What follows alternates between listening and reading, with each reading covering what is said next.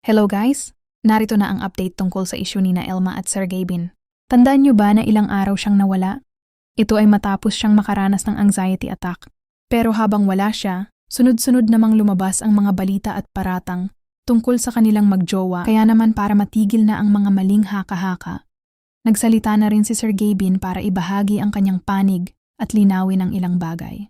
Magkasamang humarap sina Elma at Sergey Bin upang sagutin ang mga isyu tungkol sa kanilang relasyon. Binigyang diin nila na walang katotohanan ang mga kumakalat na tsismis na sila ay hiwalay na, pati na rin ang mga paratang ng panloloko. Ito ang pahayag na kanilang ibinahagi sa publiko sa pamamagitan ng kanilang vlog. Grabe yung pinagdaanan ko na yun. Lalo na nung na-hospital na ako. Hindi ko akalain na gano'n. Kasi ganun daw po pala pag sobrang pagod ng utak, sobrang daming problema na pumapasok, sobrang daming obligasyon, sobrang daming iniintindi, naghalo-halo, hindi ko na makontrol yung nangyayari sa akin.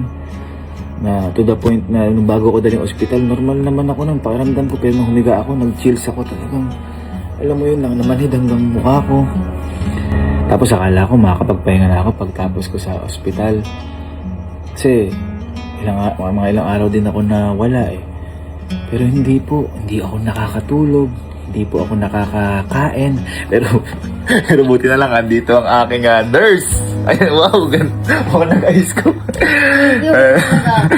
Sabi ko, ba't nag-ayos yan? Buti na lang, andito yung nurse. Kasi kung di dahil siguro dito, di ko alam kung ano na nangyari sa akin. Kasi mula nung na-hospital ako, hanggang ngayon, hindi po siya umuwi sa kanila. Wala akong live, guys. Parang namang sisingilin mo sa akin. Oo, 6-6 yun. So, ayun, hindi siya umuwi. Siya nag-alaga sa akin. And sobrang lungkot ko din sa nangyari kasi pati siya nadadamay. Kung naiisip niyo, kung natatandaan niyo yung gumawa silang video nila Allen. Oo, yung video. Yung umiiyak siya. Hindi kaya ako natawa. Hindi scripted yun. Hindi kaya ako natatawa kasi ako, hindi ko alam sa sarili ko na nasabi ko sa kanya yun na kasi nung time na yun, ang nararamdaman ko, kasi ang daming nababasa ko na comment na gusto niya na magpakasal. Ngayon parang pinipressure ko yung sarili ko. Wala naman nung sinabi. Hindi, kumbaga yun nga yung ramdam ng tao. So parang napipressure sa sarili ko. Sabi ko, love ako, iwalayin mo na lang ako kasi ako, hindi pa ako. Parang ganun. So siya naman, nasaktan, kaya ganun, una-una. Pero buti pinapaintindi niya. Pero ang matindi nun, hindi ko naiintindihan that time. Ang hirap, ang tulala. Minsan, kumakain ako, umiiyak. Pag natutulog ako, habang ginagawa ko, Gumagalaw yung paa. gumagalaw daw yung paa ko nang hindi ko alam talaga kung ano-ano yung nangyayari. Puro panaginip yung ako. At saka guys, kung nasabi ko na, di ba, nag-post sila ng video, kung ba't sila nag-post ng video sila Allen, is para yun sa mental health awareness, sana. Kaso, ang nangyari ho, marami na nakarelate. Ang dami. Ang nangyari ho, dahil ang mga vlog namin ay puro kalokohan, akala po nila, joke lang yun. Akala po nila prank. Hindi po prank yun, totoo po talaga nangyayari at nangyari po talaga sa akin yun.